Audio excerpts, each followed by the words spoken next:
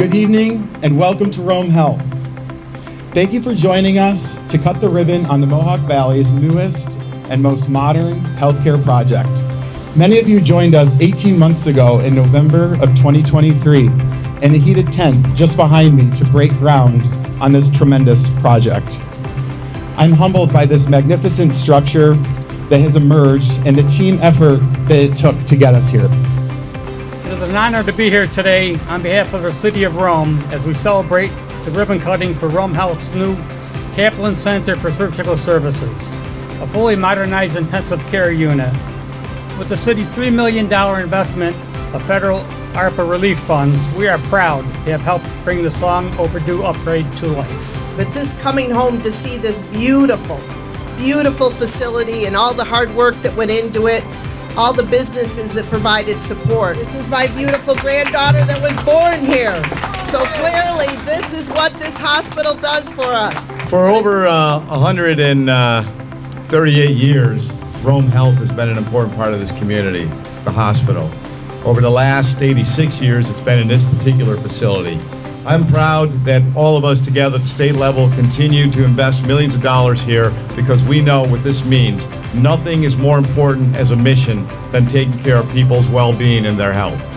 Walking through there just moments ago and seeing this beautiful facility it's hard to describe. But I'm so proud of this community for a variety of reasons.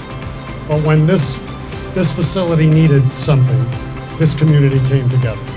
And it came together with government, it came together in the private sector, it came together with residents. I don't know if people recognize this much, but there's a sign you see when you drive into our city that says, "Together we serve."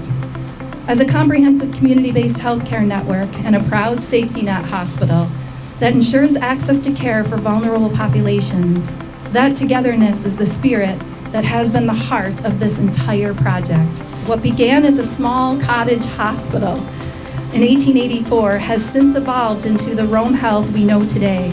As the executive director of Rome Health's foundation, it gives me immense joy to announce that as of today, May 29th, 2025, we have exceeded our campaign goal of $16.5 million, raising a total of $16,562,507 in private philanthropy.